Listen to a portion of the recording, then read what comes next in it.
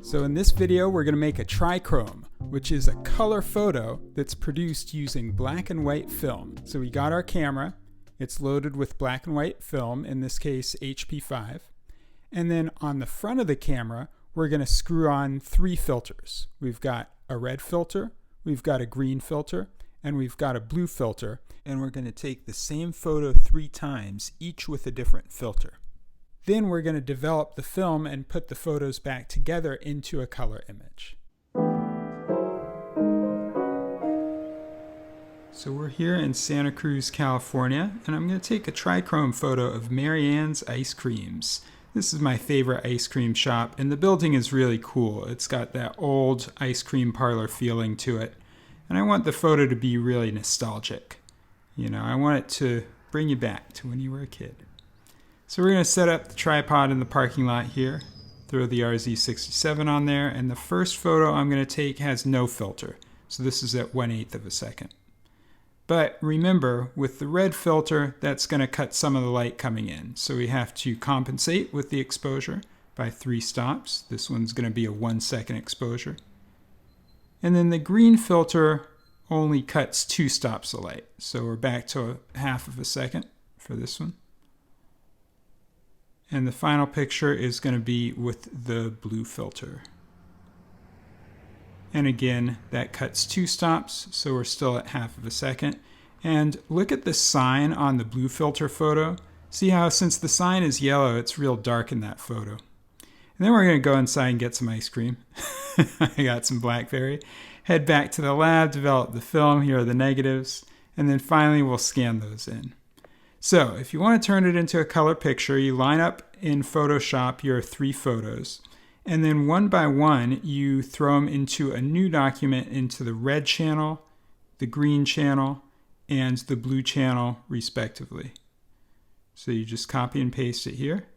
And once you're done with that, just turn on all the channels, and there's your color photo.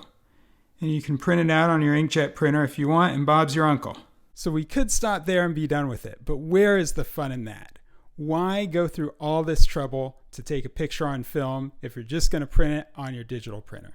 So we got to make an analog print.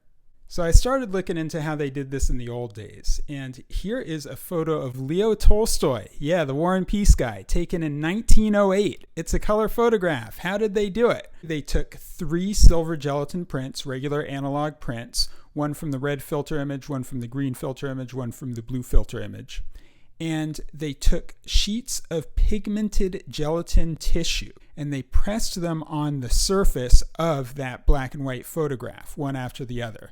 And they used a bunch of chemistry to basically transfer the image. So wherever the silver print was dark, it transferred onto the tissue, hardened the tissue. And then they took that hardened image and put it down on another final sheet of paper, one after the other, right in the same place.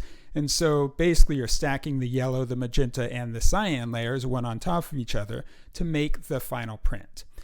The issue with that is the tissue is really hard to make. And for a long time it was done commercially, so people could do it. There were lots of color photographers following this process. But then they stopped making this stuff in the 1960s when color film became a thing and it became much easier to make color prints.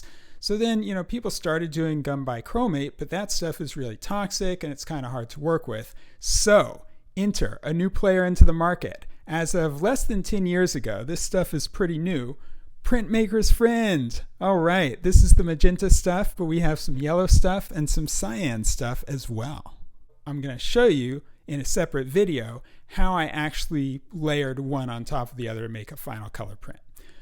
My goals for that print are, I want the yellow sign yellow. Marianne's has that beautiful yellow sign and it has all the different colors of the text, so I want to show that those are different colors.